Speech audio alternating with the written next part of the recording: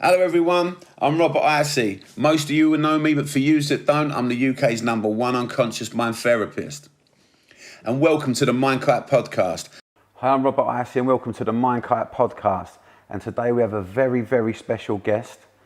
Not only is she a lady, she's a dame. We have Dame Kelly Holmes, one of our beautiful, wonderful Olympians who's had a double gold medal in 2004. Yeah, at the Athens That's Olympics. Right. Oh my gosh, how long ago was that? Absolutely amazing. So we're really honoured today to have you here with us, Kelly. Thank you very much. Thank you. Now I'd like to start, if you don't mind, us going back to the early Kelly, the little girl, the young Kelly.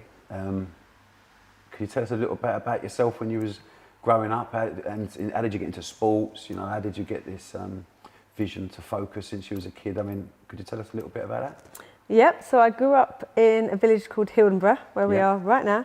And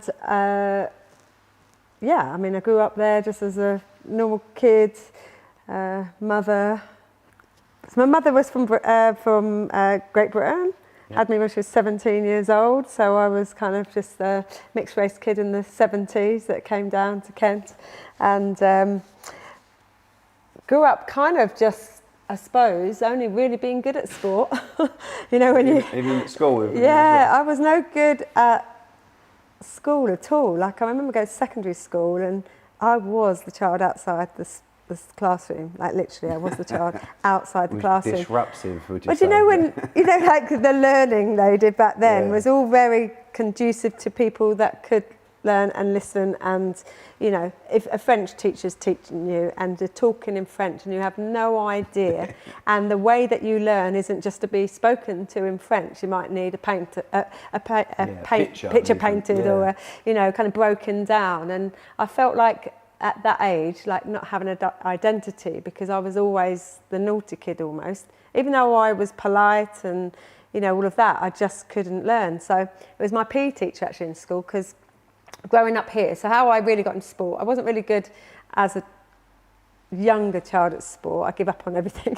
I mean, if I couldn't do it, it's like, sack it. You know, I was like a gymnast and played dumb majorettes and just gave it all up. And when I was at primary school, just in the village here, sports day was brilliant because I loved it, you know, just getting out and about. But it was the old sack races and the kind of egg and spoon race. Actually wasn't that great at running, to be honest.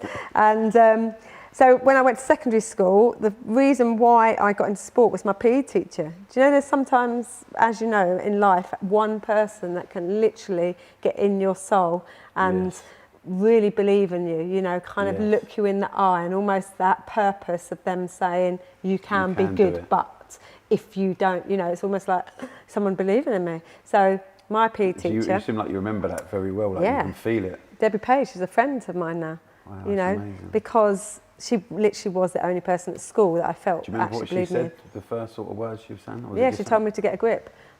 Because she said you could actually be really good at what you do, running, but you're never going to do it if you don't, one, believe it, and two, kind of focus on it. And she got me to do this cross-country race. Wow, I mean, cross-country with an afro, with white plimp soles, high-knee white socks, skirt and an Airtex see-through shirt. That's not what you want to be running in, right? And I remember being forced onto the bus to go and do this cross-country race. And I was like, oh my gosh. And with my attitude, it was like, no. And she said, you will. So off I went. And I came second to this girl that had been known in our area to kind of win everything, all the schools, all the Kent stuff. And I was leading with that was your first one? Yeah, it's my first competition ever, proper competition.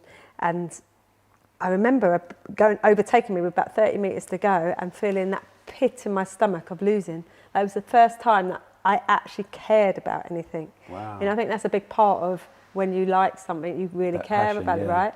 And I just thought, and she said to me, she asked my mum to take me to the local track, Tunbridge Athletics track, and it all began there.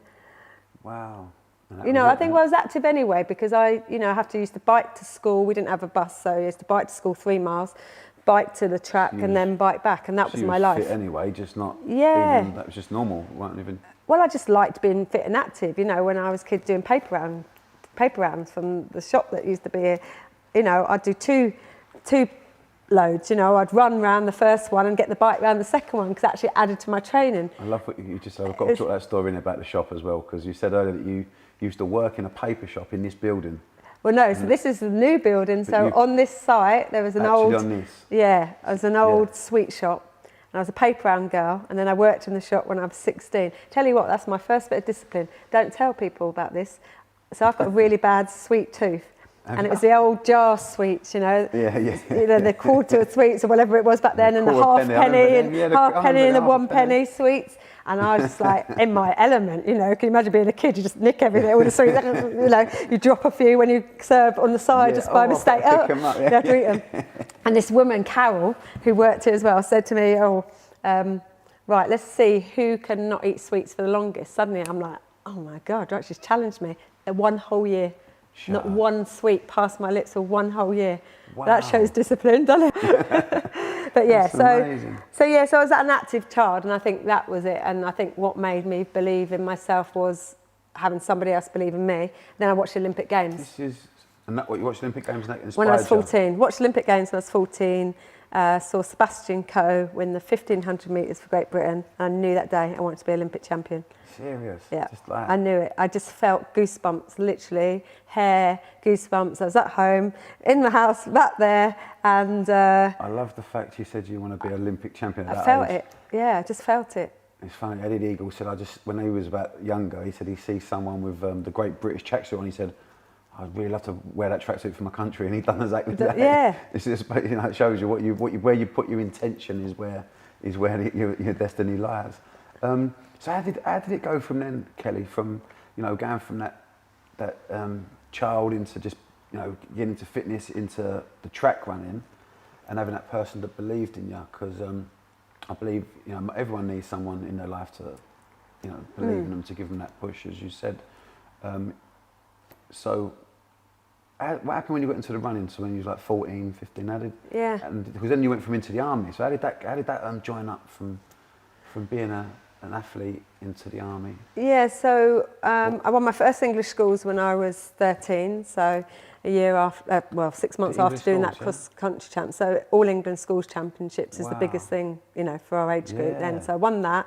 Then I, you know, got seconds and thirds, and I became 16 and, you know, kind of whatever. Anyway, then when I was 17, I got selected to run for Great Britain in the Mini Youth Olympic Games in Holland. Wow. And I went over, I was entered into 800, and I used to run 1500, and I ended up winning. And I stood on a rostrum with a British flag flying, amazing. National anthem playing, and gold medal at 17. That is sick. Yeah, and so that was my first taste of, I suppose, Olympic life, or and that dopamine, not life. That dopamine rush of like achievement, like must have felt amazing. It really was, but I suppose as a young person, it was almost like still fluffy cloud. You know, it's because to be in the Olympics, you're normally a senior, you know, an older person, and our age group, and plus, you know, I was still a kid and just left school, and then actually at the same time. When I was 14, I also wanted to be in the army. So I think the sense of purpose, camaraderie, meeting new people and being someone, given I knew that I was going to leave school with no exam results, which I didn't when I left school. I got a job really early on as a nursing assistant. I love this. And content you're saying now, I thrive on this stuff. I left school at 14. I mean, all the people on my podcast, I'd say 99% of them said the same thing. But I finished school, but I wasn't no good. Most of them, a lot of them left at 4. I think Wayne Lindecker said he left at 14. You know, there's a lot of people, you know, these big high achievers who've got vision, and I love hearing this. It gets me excited when I hear great people, especially like Dame Kelly Holmes, saying that I was no good at school, because it gives people hope. Because I think they treat all these kids with one type of intelligence, and it's academic, and we know there's 9 types of intelligence now.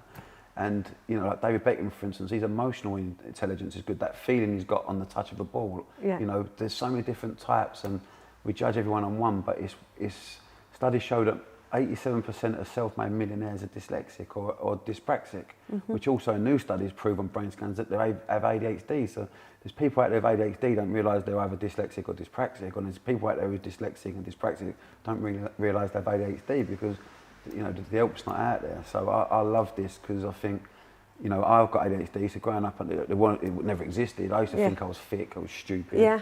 you know, I was dumb. So I had to think outside the box. We were talking of that. I spoke to Robert. Speaking of that, I spoke to Rory Bremner, and he got diagnosed at 50. I did a podcast with him, and he got diagnosed at 50 with ADHD. Yeah. And then he used to question himself. So when I'm talking to him, he's questioning himself about his ability to be good at what he did. Yeah. And he's now saying, "Is that why I'm good?" And I was like, "Do you care?" It's like, why okay, that might be why you're good. Great, take it. You know, but having those questions as you go through life. It actually is why he's good, because what I've learned with ADHD is they say, oh, you can't focus. It's a load of rubbish. You can't focus on something that you don't care about. You know, you used to have that thing in your stomach when you run, that feeling. Now it meant something to you. Now you fucking hyper-focus. Yeah. You don't just focus like some normal kid. Now you're fucking obsessed. It's like autistic traits kick in. You're like, you can't get it out of your head every morning and night. And I play guitar like Jimmy Eric Clapton. I play golf in single figures, and I'm beating therapists around the world, and let's go at 14. Because when I find something I like, my ADHD is my friend, and this is what I teach all kids with ADHD. Yeah. Don't let them tell you you're thick. It just means you don't care what they're teaching. Like, you can try to care. It doesn't mean you're ignorant. You can try to learn what they're teaching you, but it won't go in. No, but when until you find something that you want. Or the teacher can find that. I believe there should be ADHD schools, because I had a guy come to me, ADHD, he never liked reading and writing. I'm crap at school, but he wants to be a rapper, right? So I said, well, you've got to start writing songs. How can I help you out if you're not going to start writing songs? Anyway, about 2 months I've never seen him for. He showed me the amount of writing he'd done. He'd done page after page after page of lyrics. So, do you see what I mean? You could have got that kid to learn to read and write by just getting him straight, get him writing first of all. Yeah. And then you can start teaching him how to spell. It's just got the different ways of training people, and they're treating us all the same, because academic intelligence, to me, makes good workers for other people's dreams, which is fine if you want to be a doctor or a lawyer. That's perfect. That's your vision. There's no... Listen, I wish I was more academic. I wish I was, right? Everyone needs everyone, But without vision, you can't go anywhere. Do you know what I mean? And academic intelligence ain't going to... if you want to create something in your life, it don't matter what it is, if it is being academic or if it's being your own business owner or something even spiritual, you've got to be able to create a vision of what you want and know where you're going. Absolutely. And, which is most of it, right? For anybody. Anybody. And... it's some people who go, do you use visualizations? They go, what do you mean, like on holiday or what? Like dreaming, what are you talking about? And I talk to people like yourself who go, vision, and you just tell me a million stories. But every successful Premiership player, you go, do you ever visualise? And they tell you a story about it, and it's just, they don't realise it's just naturally their first way of thinking. Yeah, absolutely. So how did it find, so you visualise this army, this is amazing. So you thought, you visualise yourself in the army, and what was that like for a young girl going into the British Army? Is it tough? I mean, is it mentally tough? Is there bullying in there, or is it what would you? So when I joined, it was what's called the Women's Royal Army Corps. So up until 1992, there was a Women's Royal Army Corps, and that's what you joined as a female. So went to Guildford. That was where my training depot was. 6 weeks. Got off a bus at Guildford. Another 29 people that were going to be in my training platoon from all over the country. And you go into barracks, and it's just straight away. It's like discipline, straight as you're in there. Line up there, just like, you kind of don't move. And when you're a young kid, if you're used to kind of gobbing off a bit, as soon as you're in there, you're just like, because you're in trouble. But it was just, I loved it. I really loved it. One, because I wanted to be in since I was 14. You couldn't join then until you're 17 and 9 months. So I'd done my last international event. I won the Olympic Youth Games, and then I'd won the last international event, left home. My coach was devastated, crying, because he thought, you wanted to be Olympic champion, and now you're giving it up. But because these were two of my dreams. So, so I went into the army, went through training. Yeah, and it's tough mentally, just because you've got people, knocking you down to build you up almost, and tough you are at it without saying how tough you want to be. You just listen. You just have to. And I suppose it takes a trait to do that. Not many people can be told what to do, and and I probably wouldn't be able to, I wouldn't make it now. No. I actually had to join again, even though I am a colonel with the Royal Army Corps now. Brilliant. Yeah, I was appointed that in 2018, so I am back into uniform. Amazing. However, when I was a kid, I loved just becoming someone. I wanted to have a career. I felt like growing up down here, leaving school with no exam results, even though I got a job like at a nursing kind of home, I just felt there was nothing for me here, you know, because what was I going to do? I didn't want to work in a shop, you know. I just wanted to do something. So going in the army gave me a life, a career. And is it like a little family in there? Because a lot of people say it's like a little family when you get in there. Oh yeah, the camaraderie, and that's, you know, you speak to any military person, one of the best reasons of being in the military is that, you know, because you will live together, you're all going through the same hell, you're all going through the same experiences, especially in training. And do you think that had a big part to do with your Olympic career later on? Well, so discipline side, or? Yeah, I mean, I joined as a heavy goods vehicle driver when I first joined, and then I wanted to be a physical training instructor. So becoming a physical training instructor really helped with that switch into athletics, because physically I was very strong, and mentally back then, because actually... And how long did you serve? Nearly 10 years. Wow. But, you know, when you're female in the military, taking mainly men, you've got to step up to the plate in terms of physically being as strong, if not stronger than them, so that you can prove yourself. I mean, what people forget with the argument about women and men, as women, we feel we're constantly having to try and prove, especially in a physical domain, because you want to show that yours equal. So women have to try even more mentally harder to think, right, I'm going to prove to you I'm good, whereas a guy just expects to do it. No disrespect, but that's where you can become tougher as a person, you know. So I had to take soldiers for their physical training. If I'm going to tell them something, I know I'm going to be able to do it first. And so for me, be able to give them something hard, I have to train myself. And that's always a mindset thing. I could have just been a PTI female that screamed and shouted and had no respect whatsoever, because of just a gobby woman that had a bit of power. Whereas if I showed them, demonstrated, told them what to do, and I could do it and know full well that most of them wouldn't be able to do it, ultimately, you know, straight away you get that, you gain respect through that means. So I actually became so strong as a female that when I got back into athletics through the army as well, I was, you know, I was kind of untouchable when I first started. Would you say there was a trainer that could push you further than yourself at that point then, or was you so focused and pushed, like, you know, driven, that there weren't even a trainer that you couldn't push you further than what you would have gone to? Well, I gave up my athletics career to join the army because I just wanted to be a soldier first and foremost, and they found out I was a good athlete because I was beating all the guys, so that was quite good. And then I watched another Olympic Games actually. This is how I got back into international athletics. I was 22, serving full time in the army, watched another Olympic Games, saw a girl that I used to run against in Kent, from Kent, in those Olympics, and I was just like, wow, and it reignited my fire and passion for the other dream, because I knew I was good at it. And how did you get it through the army, or was it you left? No, so, well, I was still in the army when I got into it, but I used my leave to go away. I was asked to go to a national championships. This is how it went. I got asked to go to a national championships, and it was in '93, and it was going to be the World Championships in Stuttgart that year.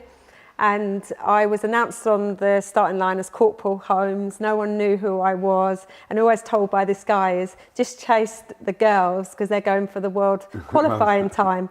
So he said, just chase them. So I did, and I won. And I beat the girls and qualified for the World Championships in this one race. Suddenly I was like, oh my God, how did this happen? So I'm off on a bloody plane with a British team, you know, with Linford Christie, Sally Gunnell, Colin Jackson. I've got an army head on, and suddenly I'm in a team with these like world-class, you know, Olympic champions, Sally and Linford, the year before. And then what was a real test of, mindset and power is that after those games, I got the English record. I think I got a semi-final. I flew back, and I had to go and stag on in the army and do guard duty. So stag on is like in a hut, basically, with your weapon, combats, guarding the barracks like all night, because I changed all my leave to go and do that, because I was very much of an impression that you do something 100% or don't do it. And I always felt that if I got given the chance to go away and compete, if I came back, they'd say, oh, you only do what you do because you're a good athlete, as opposed to be a good soldier and a good PTI. So that was to my detriment, because I was standards in yourself, haven't you? Always. I mean, it's not always the best thing to have, is it? But it is to a certain degree, but sometimes it can be detrimental to your, you know, if you're a bit of a perfectionist, then sometimes that's not great. But no, so that was a mindset transition of how can I be a good soldier and a good athlete, and both of them take discipline and commitment. And so that's what the crossover was. And then you come out of the army and went in, focused more onto the athletic side? Yeah, well, after that year, I ended up the following year. So I stayed in the Army for another 3 years and I won Commonwealth Games gold, European silver, 2 World Championship medals. I went to my first Olympic Games while I was still in the Army and still losing my leave. I went to Olympic Games. And what process would you use in these races? Like through like visualization stuff? Yeah. I'm obviously a right pest when it comes to visualizing. Yeah. What sort of things would you practice on a daily basis? Did you always see yourself winning the race? Did you used to like sit in bed at night and sometimes still work on your technique and things like that? Was anything like that you'd... Yeah, I think early days it was almost just run because I didn't really know any different. I wasn't fearful of anyone when I first came out because I didn't know anyone. You know, when you just get catapulted into world sport, suddenly you're just there, another runner. So actually at the beginning there was no fear. And so the process of visualisation was just, you know, you've got to run at that race, you know what your target is, you know what you expected, you know if you've got to qualify or get a time, and you just go through that race strategy that you have. The time that I blew it and which changed my mind was actually for World Championships. I was getting ready and I was favourite to win gold medal. This was back in '95 and favourite to win gold. And I remember waking up in the morning, it was 1,500 metres, and it's waking up and all I could think about was this like race, but in a real, almost negative way, pressured way. And I remember like thinking, oh, it's 10 hours, it'd be over, like 9, 8, 7, 6, 5, 4, every hour, you know, and then it was 2 hours, we'd go to the track. I was thinking 2 hours would be over, 1 hour would be over. You know, I'm warming up, looking at my watch, thinking, and all I could see of anything that I opened or thought was like the track and me losing. I kept just seeing this thing. And I got to the track, I looked at the clock, I was thinking, oh my God, 4 minutes would be over. I started the race off, I get to lap count of 3 laps, 2 laps, 1 lap. And my biggest rival, Hisee, she was quite a dirty runner in lots of ways, but a dirty runner. She kept slowing, slopping down. I could see everybody in that race, everybody. I could see them pushing pot, and then she just went, and I lost it. I should have won that race, and it was the worst feeling ever of not being in control of my own thought process and visualising a positive You was visualising way. the opposite. I was visualising panic, distress, and you got outcomes. It. You created it. Created it all. Literally. I love that. Because everyone likes talking about the positive visualisations. It proves that, you know, my people's lives ain't going good because they do have these thoughts of what could go wrong, what we've got to overcome to be successful. I want to start a business, but if I lose that money and don't pay this, I lose my mortgage, and you put all these things in, and that's exactly what happens. Like you're thinking of an outcome before you've even stepped on the line, and whatever it is. So you've got to make sure you choose the one you want straight away. Yeah. Oh, I love that. So then I left the army anyway, basically. I left in '97, year after I'd... What happened with the vision after that? Did you wanted that to enter your mind again? It was like, from now on, I'm seeing myself. I hated losing, and I still had the 800 metres to do after, and so it's still a heat semi and final. And what happened is that I could either give up and not take part because I was so disappointed, like I let that get to me, or I could stand on the start line and go again. And I wasn't favourite to get a medal in that race, and I got a bronze.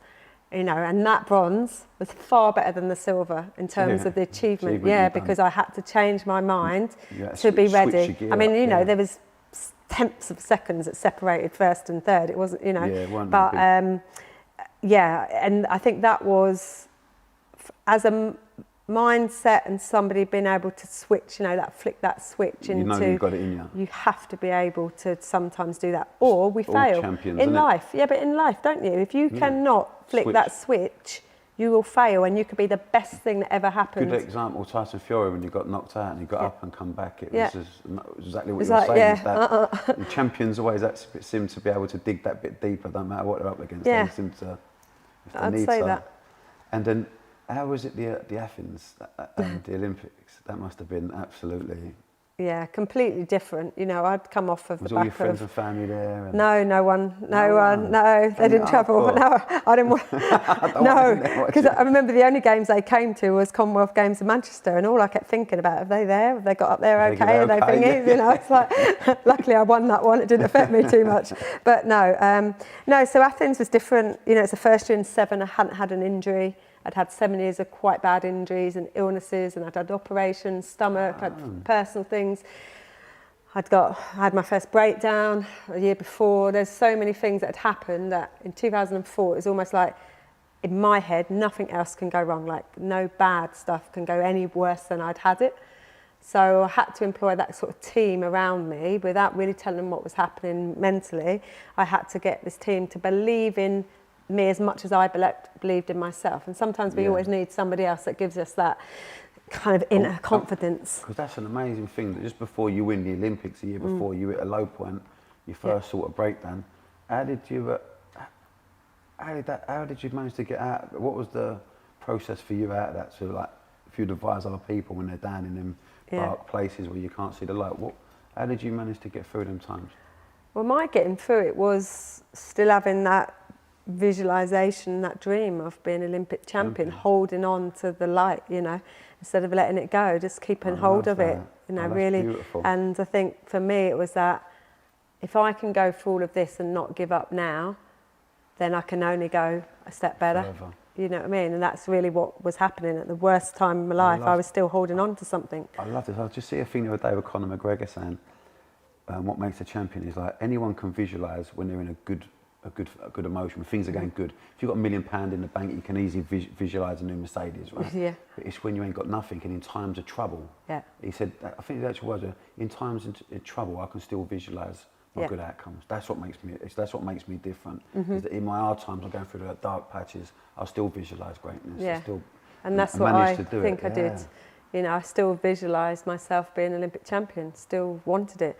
You know, you have to remember that that's the thing, and you know it anyway, the power of that mind, because when I was at my darkest place, I was still having to run at a world championships, and I was at the depth of despair on the floor, crying, being self-harmer, still having to come out of that apartment, like no one knew what was going on, still have to stand on a start line and no one knows, and I won a silver medal at those world championships. Wow. So that again is that holding on to the visualization of what that can keep so many people alive, having that one that vision, one bit that why they're living. What, you know, we've all got something why we enjoy who we are or what we want. Definitely. It's when people forget all of those things, you know, and start to doubt any of those being essential to their journey, isn't it? Yes. But my journey was to be Olympic champion. I wasn't going to give up on it.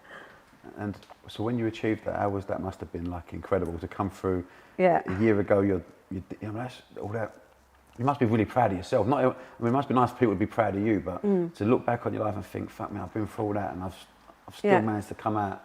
Like, it must. Yeah, I mean, really important. Very proud. You know, it takes other people around you. You know, my physio actually kept me injury free. You know, there's other things that kind of contribute to it. Yeah. But yeah, I mean, absolutely. But because it gives you more power to talk now, more authentically. That even though you're successful, you can still have both sides. Bad times after the Olympics, because once the vision's created, you normally find that's when people fucking start going down. Once they've achieved their goal, like Tyson Fury did the first time round, he went on, you know, put loads of weight on, because once they lose that vision, you get caught in the here and now, and that's just spending money, sort of trying to make your days go by. And was that an hard time for you to? Yeah, and you still have those. Because, you know, you have to remember, I got catapulted. Literally, everybody knew I was. I was the only person in, well, I don't know, I can remember how many years, 80 odd years, to win 2 gold medals for the country. Yes. You know, so you have all of that, and it wasn't, my vision was never any of that. It was only ever winning gold medals. So for me, now the drive was like, what do I still go for? What, you know, great opportunities, loads of things happen to you when you've reached the top. It's amazing, but that's not why you exist. That's not what drives you personally. Yeah. I was driven by achievement and seeing myself go from here to there and knowing I could do it. Whereas when that's finished, it's like, well, what am I driving for next? What do I? Just having to try and create the next big vision. But the next big vision doesn't come. As much as you try and recreate the next massive goal, it will never be as powerful, because that was just, that I didn't create that other goal, it came to me. Being Olympic champion was me watching, thinking, I'm going to do it. It just came to me. I didn't have to think, oh, if I watch an Olympic Games, will I get the drive to be good?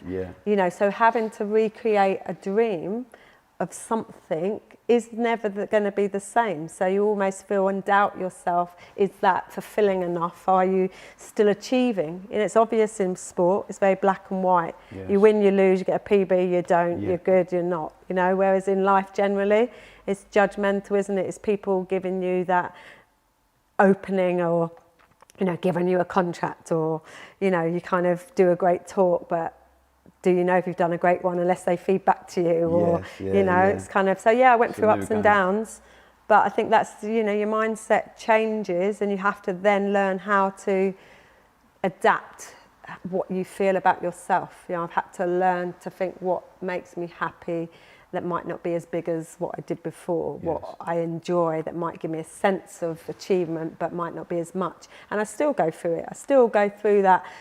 I've done so many things, like literally so many things, and achieved so much, but you're still striving. And that's the worst thing, because I want to strive to something good. I still want to be good. I think that is a great thing, because when I get so many clients that come in my practice and I go, what do you want? To go, I just want to be happy, or I want to be content and happy. I go, what?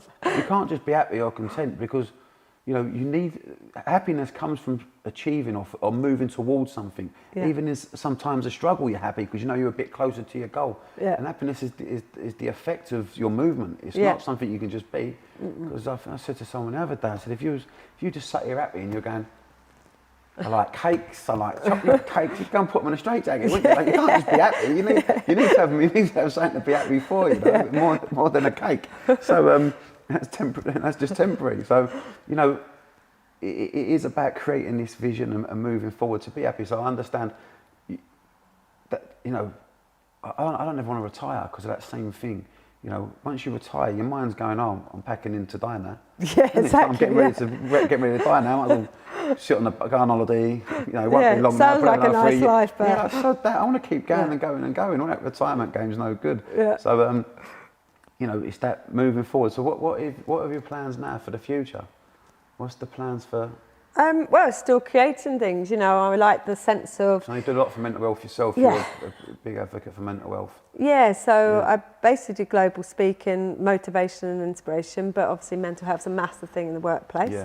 But also I think the correlation between my old career as being a physical training instructor, I'm a qualified PT as well, and how you link mindset and fitness is really important to me. Getting people to stay active and to keep their body active, but mainly, can people achieve more than they ever think that possible? Because most people feel so down when they feel like that's their level. They're not going to get anyone. They mirror themselves on somebody else's achievement. They see someone else doing it. Same in fitness. You know, I started a community called Military in Motion in the lockdown, and all it was about, can I get people who either haven't done fitness for ages, a bit older, maybe kind of think there's no chance, or actually they do fitness but they never ever get the most out of themselves, because there's a difference between fitness or working out and training. And that's mindset. That's the difference between working out, going through a motion, doing exercise, saying I've done an hour in the gym, to training for something. So I've started doing all these challenges, and they have to do, and there could be 7 days long, could be 2 weeks, could be a month. And there's a starting point, there's the end, and the whole premise of it is, yes, keeping them fitter, but can I change their mindset? And every single one that's involved have changed their attitude and behaviours to their normal life as well. That resonates with me big time, because I remember, like, when I've done marathons, for me to get up and go and run 3 miles now, I'll get up and have a run, but probably like a mile or two, but I'll do it on the treadmill a bit and things. But when I was in a marathon, I'd get up and run, my lowest run would be 8 miles a day. And then the weekends I'd do 18 or 12 miles every Sunday, and I loved it. And it's purpose though, isn't it? Yeah, but the minute the marathon stops, I find it hard to get out the door. I think, like, I'll go for a run, I'll do a little, I don't do 3 miles, don't I? All of a sudden they get smaller and smaller and smaller, and before you know it, you're just running around a park for an hour, and you've it's the same with everyone, same with me. You know, I'm better when I've got something, I've written it down and I've gone like, oh, I'm going there. Some people can just train every day, can't you? Get some digital-minded people who just like to have their things in the right boxes, and they just... Well, that's their endorphin, and it's great that they do that, but it's like most of them then say, oh, but I've not got any faster, I've not got any stronger, because you do the same thing every day. So you've got it better, and it's better to do something than nothing, let's face it, but my premise is like, can I push people to change their ability to be better than they think they can? And then that's just making them, generally it's making them happier because they're part of a community. Isn't it weird, right? You get a little kid at 3 or 4 years old and you go, what do you want to be? I want to be a rocket man. Or they think they're a ninja and they're doing kung fu moves, and they've got all this belief in themselves that they're the best. And I'm better than you, I'm better than you. And all of a sudden they get to school, and the time they come out of school, they're full of fear. You know what I mean? Like, exactly. You know, what do you want to be? I don't know. I don't know what I want to be. They just panic. It's like, where does that change go from this young kid having all this, no fear, no worries, no anxiety to, And you think it's 10 years instilled? later, Do you think some of that fear is instilled in people there? I think it's from the schooling system, truthfully do. I think because academic intelligence teaches, without vision, it's dangerous, I think. I'll tell you why. They teach us how not to make mistakes. So you give me that little kid I told you a minute ago, what do you want to be? I want to be a rocket man, I want to be a train driver, whatever. The same kid when he leaves school, what do you want to be? Oh, I don't know. It's full of fear because the schooling system teaches how not to make mistakes. Yeah. That's like that's the mental process of how to live your life. If you can look in front of you and see if you've got this problem coming up and you can overcome it before it hits you, then you're going to be successful because you'll be one step ahead. No, you're putting all your focus on problems, and then they teach you to focus on how not to fail your exams, how not to mess up your life, so you focus on everything that you don't want, and then they come out of school and then they've got this mindset. I say most people can have £1 million idea. Every one of us have had them. Yeah. But what happens is they'll Really sit in a does. chair and they go, like, say for instance, a woman could think, well, you know what, or a man, this little village ain't got a coffee shop, and I could do a right good trendy coffee shop in here, and it could be a right brilliant idea, and he could have opened a chain of them and had them all around the country. But he goes, yeah, but you know what, I'll have to run it by the wife, because I'll have to. Time's an issue, with work and that. But if I can give up work and remortgage the house, but then if I've done that, and I'll have to pay the mortgage and this back, they start thinking about all the overcoming things. Yeah. And it didn't work, she'd kill me, I'd probably lose the bloody kids. And yeah, no, you know what, I might wait another year and see how I get on next year. I'll think about it again. And before they've even got up off the chair and researched shop prices, they spoke themselves out of it. They had like £1 million idea. And the schooling system, the mind process, are taught them how to fail. There's no fucking creativity in academic, in the way they teach, yeah? So we teach you all to think the same way. There's a little kid, this is how you spell, this is how you write, this is how you colour in, this is how you shade. And if you don't do it how I teach you, I'm going to mark you as an F. And the 7-year-old goes, what's an F? Means you got failure. Because I don't want to be a failure. Do you know what I mean? Yeah. It's true. It's true. It's crazy the way the schooling system allow us to think like that. Or it's hard because I do get an academic ground. That's how you got to work. If you're working for companies, that's how life goes. The more you look out for mistakes for their business, the more well paid you are, and that's great. But in your own life, you still need vision. You still need to see your goals, your dreams, your holidays. Even if it's your holidays and your holiday home, you're going to work 5 years, 10 years for. Don't you think it also comes down to a person though? Because you can have a school that has a failing in that respect, but if you get a teacher who, whatever their background, that really believes in the job that they're doing, which is to make you or a young person better. And this is only probably 1% of the teachers, isn't it? Right. But if you get the right person, like a teacher like I did, Yes. she was a PE teacher, just doing her job, but giving me that sense of belief. So I've seen that as I've gone around schools doing different roles that I've done. If the head and key teachers have the empowering overarching effect on the young kids, you can get brilliant kids, but most of them don't. Right? I'll tell you what the problem is there. When I speak to school teachers, I've done this a lot, I go, why did you become a school teacher? Now, 9 times out of 10, they go, oh, I've come out of school and I didn't know what I wanted to be. I thought, I was good at maths, I thought, I might as well be a maths teacher. That was it. That's 90% of them, right? Honestly, I swear to God, ask them when you talk to them, right? Then you get the odd one who's a brilliant teacher, like your teacher who guided you. I had an English teacher, I used to think she was a bitch, but I loved her because she was strict on me. But she was the only class I didn't bunk because she was strict. I had respect for her, and she did always encourage me and made me feel that I could do it, Yeah. And my ADHD's kicked in now. I hate this happens. I've got ADHD. I think 500 things I'm getting excited about talking English about this. teacher. And English teacher. And what was the reason talking about her for? Oh yeah, she's a person. So she was a good person for me to move forward. So and I do believe that you get that teacher. That's what I was going to say. You get a teacher in the school. Primary school, you have that one teacher, she might like an orange jumper and knits her own clothes and that, but she's happy as low because you ask her, why did you become a teacher? She goes, oh, I love reading books. And as a kid, I wanted to be a school teacher. I always thought I'd love to be a teacher one day. And she's that teacher that you all love.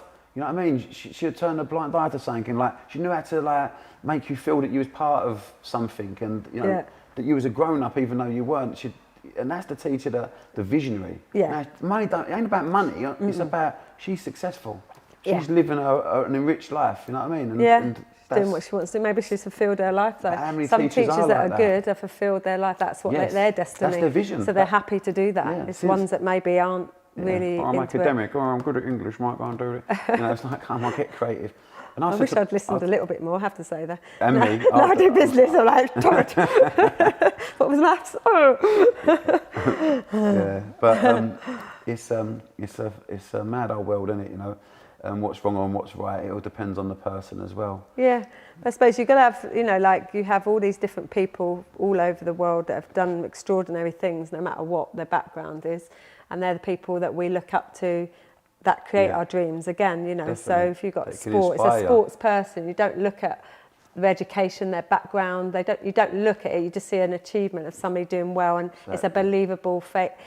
Then, you know, and like anyone the in music business, industry as well, or whatever. Yeah, those people, they could have had such a tough journey up, but as a young person, you don't know any of that, do you? No. You just see someone successful, And you think you they kind can of do hope, it. yeah. Is that old Roger? Was it Roger Bannister? Yeah, That 4 minute mile. Yeah, and I think it was something like 200 years. I think I heard somewhere they were trying to break the 4 minute mile, and they said it couldn't be done. And then old Roger Bannister done it. And I think it was something like 20. Once he done it, and see, he could see it in his mind. He was the first person to see it in himself doing it. The visionary. Then within, I think it was 2 months, there was something like 12 other runners beat it. Oh yeah, because once they see it possible, their belief changed. Yeah. Well, if I beat Roger Bannister before in a race, so if he can do it, Yeah. and all of a sudden it's like 12 people, 200 years they couldn't do it. So it shows you can, as you just said, you can get the vision from someone else. It's not a problem, but as long as you get the vision, it's okay to have role models, but don't, you know, you've got to be. The thing is, I think you've got to visualise yourself as a better them at some point. Yeah, you can't Do you know what I mean? visualise Or as your being own- the same, because yeah. otherwise you're not going to go on that same journey or Same platform, journey, are you? no. Like you say, about being a singer or writer or whatever, you're never going to go on that same journey. So you can be inspired by somebody, but you Yes. can't You've got to copy everything you've they got to do. have your own You've got to vision. be like better. So what Yes. does that mean? So you've got to learn what they've done and how they've got it. That's what evolution is, isn't it? Taking Yeah. past learnings and moving forward. So anything you could, any advice you give anyone listening in to mindset and moving forward, what would you sort of advise people at the moment going through this time? Well, yeah, it's just, you know, having that power of self-belief is really important, you know, having those dreams and visions and ideas, but actually believing that you're going to get them and you're going to have them, and not kind of just going through a journey like most people, having a barrier or kind of a box that you're in and worrying that you're never going to get outside that Everything's box. inside it, It's yeah. kind of, you know, if you believe something, you're halfway to getting it. Those that believe nothing never start. That's exactly true, exactly true. So there you've heard it there firsthand from double gold medalist Dame Kelly Holmes, who I can't thank enough for today. I'm really you. honoured and appreciate it, because like you just said in the podcast, you said about you know, you couldn't believe it, you was around these gold medalists. Well, I'm here with you, so I feel the same. So thank you very much. Thank you. We're not allowed to We're touch not allowed hands, to but touch, we can give it a do little the elbow. elbow, right? Come on, just do We're the allowed to. elbow. Hey. Yay. Thank you very much, Thank Kelly. you. Thank you very much. So we'll see you next week on the Mindkite podcast.